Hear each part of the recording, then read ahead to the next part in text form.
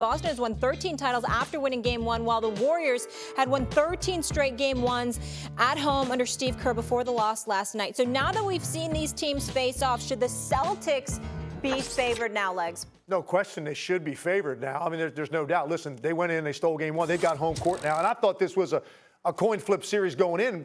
Ultimately, I gave the advantage of Golden State, who was undefeated at home in the postseason, getting it back to their floor for a Game 7. That's ultimately why I picked them. But for me, it was that close. The margin is razor thin here. So now that you've stolen the game in this fashion, this dominant in the fourth quarter, yeah, you'd be foolish not to think now that the Boston Celtics are the favorites. All I'm going to say is Golden State is not a team that's going to go away. And I hear what you're saying about matchups and the personnel's not changing. But what can change, clearly, is you can clean up. Listen, there was half a dozen times in the fourth quarter they overreacted to penetration. They overreacted to Brown and Tatum, and they had too many guys flooding to the lane with too great a distance to get back to the three-point line. That is correctable. Offensively, they can go look at the third quarter. They can look at the start of the game. They can say, listen, look at the ball movement, the player movement, the guard screening action, the cuts, the slips, making Boston chase and communicate. How many mistakes did Boston make in the first quarter just in communication because of the way Golden State was moving, the ball screens, the guard screening action? That disappeared in the fourth quarter. So there are things Golden State is going to address, and I think they're too good a team to go down 2-0, losing the first two at home. I think they win Game 2, and now look, the burden is on them. Can you go win a road game in Boston? That's what it's going to come down to, and if they can, then all of a sudden Golden State will be the favorite again. But for now, absolutely, Boston should be favored from this point on because they did what they had to do. They stole the first game. Okay. Go ahead, Kim. Well, Legs, this is why I disagree with you at, right? I understand the movement of the offense in the first quarter, but I also understand the nerves and being nervous coming out into the NBA Finals. The Boston Celtics had a lot of brain farts that we usually don't see, like Steph Curry, guys sagging back in the pick and roll, not being up, knowing that they probably went over that and shoot around, things to that nature. And what happened? They adjusted in the second quarter, and Steph Curry had 0 points. See, it's not how you start, it's how you finish. And what we're forgetting is that going into halftime, the Boston Celtics were up 2 points after being down double figures in the first half. Then all of a sudden, Golden State came and made a run in the third quarter, and the Boston Celtics walked it back down again in the time that it mattered the most in the fourth quarter. The Boston Celtics just have this tendency, and they have this identity that they could go on runs by getting stops. They're getting stops. And so when I look at the ball movement, right, when I look at guys knocking down shots, I mean, they were wide open shots. They were passing up good shots to get great shots. And with that being said, I think the Celtics have another level to take. Jason Tatum didn't shoot the ball extremely well. I could count 3 times at least. He was at the top of the key with his feet set for wide open threes, and he just didn't hit them. It was one point where he airballed the three-point shot in the first quarter. He wasn't the best version of himself. What I'm saying is, just like we think the Golden State Warriors could give more, the Celtics can too. And one more point, Stephen, and I'm done. Draymond Green is going to have to score the ball against the Boston Celtics. He was 2 for 12 last night. They're going to make the adjustment and dare him to beat them. He's going to have one of those remember the time moments where he scored 20 points in the game in order for them to win this series. I guarantee you. Well, let me talk to you, Escape from Alcatraz. Let me talk to you for a second here on a couple of matters. Number one, I don't disagree. I don't disagree with anything that you said. And Tim Legler was making some points. So let's just answer the question directly. You damn right, Boston should be the favorite right now after that performance last night and the kind of hole that they put Golden State in. Let me get direct in what I'm about to say. The Boston Celtics cannot win Game 2.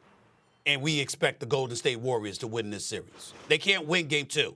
If the Golden State Warriors go down 0-2, they're not beating the Boston Celtics for the next 5 games. I think it's safe for us all to assume that. That's just too much to ask against a team as elite as they are defensively. I just don't expect that kind of breakdown from the Boston Celtics. Number 3, I will say this to you, KP. when we highlight what all the things that you just articulated about how Boston could step up their game, here's where I respectfully disagree. I don't believe all of those dudes would get the opportunity to do what they did if Jason Tatum was on. I think there's an exchange that took place. Because Jason Tatum wasn't on, he became a distributor, which is why he had the 13 assists. Those dudes were making shots. Remember, he took 17 shots. Jason Tatum's good for 25 shots when he's rolling, as he should be, because he's the superstar for that team.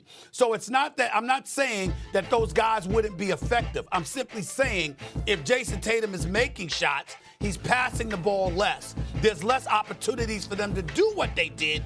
It's just that it would be him doing it instead of them. If it's not him, it's them. If it's not them, it's him. But Jaylen Brown has shown up as well, and they got two stars that you got to contend with. It's just that simple. In the end, your last point about Draymond Green, we got to bring this up about Draymond Green. All-world defensive player, orchestrator, your point forward, distributor of the basketball savant. Could you imagine how lethal the Golden State Warriors would be if Draymond Green was a reliable perimeter shooter? Think about that, because you couldn't leave him open. And then that would open the floodgates. Well, yeah, years ago, he would have been the MVP of the finals that they lost to Cleveland the way he played in that Game 7. Remember that? He got ejected. I'm sorry, he got suspended for Game 5. Came back in Game 6, they lost to Cleveland. Game 7, he played lights out, was absolutely spectacular. And I believe in Dre that when you put the pressure on him and you point to him and you say it's you, if you don't do this, they gonna lose. I think that he'll make sure he does his job. But he has to, because Boston is daring him to do so. I also think Gary Payton Jr., what the hell you got him activated for the game and not play him? The big boy that they got coming off the bench. I always forget how to pronounce his name. But, this brother here can hit some points. He can hit some threes. You need size, but you need an offensive threat that's playing your 4, your 5, because Boston's going to key on the guards. If you Steve Kerr, you got to take these kind of chances. And also you got to play a defender like Kuminga, because his athleticism and his length might help you on the defensive end of the floor as well. I think that there's a lot that Steve Kerr could do, but they got to do it, man, because Boston is no joke. They better respect the others. That's what they better do. They better respect the others. They better respect Big Al Horford like he didn't outplay Giannis in that Game 4 on the road in Milwaukee when he went for 26 or 28 points. Yeah, in the fourth quarter. See, here's the thing. The thing that I recognize about Jason Tatum, I believe it was Game 4 of the Eastern Conference Finals. I believe he had about 25 points, 11 rebounds, and 9 assists. He shot the ball 21 times in that game. See, Jason Tatum, Stephen A. and Legs, he's growing right before our very eyes. See, just because they call your play doesn't mean it's your shot. And he's starting to get that. He's starting to make guys around him better. The great Kevin Garnett used to tell me, hey, man, when you see a franchise guy, watch him and see if he's able to get his 20 or 30 and get people around him 10 to 15 points. That's what we're seeing out of Jason Tatum. This is why we see this team being so lethal. Let's not act like we didn't see Grant Williams in a crucial Game 7 light it up against the Milwaukee Bucks at the crib. Listen, I'm telling y'all, man, this Boston Celtics team is real. Coach Ime Udoka holds these guys accountable. He has put together a hell of a game plan. He has his rotations down. He rolled with his bench in that fourth quarter last night. Peyton Pritchard played 8 minutes in the fourth quarter. You talk about trust. Game 1 of the finals, he played 8 minutes in the fourth. Hey, look, I'm telling you, we don't talk about Ime Udoka enough and the phenomenal job he's been doing in this postseason for his adjustments and rotation. He's Coach of the Year candidate to me. We've talked about him enough. To that point, what Perk just said, were you surprised by who stepped up for Boston? No, I wasn't surprised by who it was. I was surprised by the extent. I mean, look, Derek White has been great for them throughout the postseason. Al Horford's been fantastic. He's turned back the clock. This might be the best I've seen Al Horford play offensively in his career. So I'm not surprised that they had moments, but to get hit with that kind of a barrage by the role players, spotting up, knocking down those kinds of shots on this stage in this moment. To that extent, yes, it was shocking. I was sitting here in the fourth quarter. I mean, my mouth was open like, what am I watching right now? That simultaneously, not only is Boston unstoppable on offense, but on the other end, Golden State is being completely taken out of everything they like to do. So yes, I was absolutely surprised, especially the way Golden State played in the third quarter. They established control, which they typically do in the third quarter. Going into the fourth, man, they looked like they were in total control. And here's the thing. They're also an elite defensive team, and I'm thinking you get a double-digit lead, even if your offense bogs down, your defense should be able to keep you at least in the moment so that then your offense can win it if it's a one-possession game late. Their defense was being gutted at the exact same time that they couldn't get anything going on the other end of the floor. There's no other word to describe it. It was dominance on the part of the Boston Celtics, and you've got to give all of those dudes credit because they were ready when the ball came to let it fly and knock it down, and they fed off each other. You could just see the confidence building, and I got news for you. When Boston left the arena last night to go back to the hotel, I guarantee you they're looking at each other's eyes. You know what they're saying to themselves? Those dudes can't beat us. That's what Boston was telling themselves when they left there last night, doing what they did in the fourth quarter. I can tell you exactly what they were saying because I was right near them when they were walking off the court. 1 down, 3 to go. 1 down, 3 to go. And 3 more. 3 more. That's what they were saying. Hey, Perk, you got a tour to give, don't you? Aren't you the tour guide? No, Perk, I got one question for you before we No, they reopened it. It's not a museum no more. Okay. Yeah. Perk, yes or no question. Is that a onesie?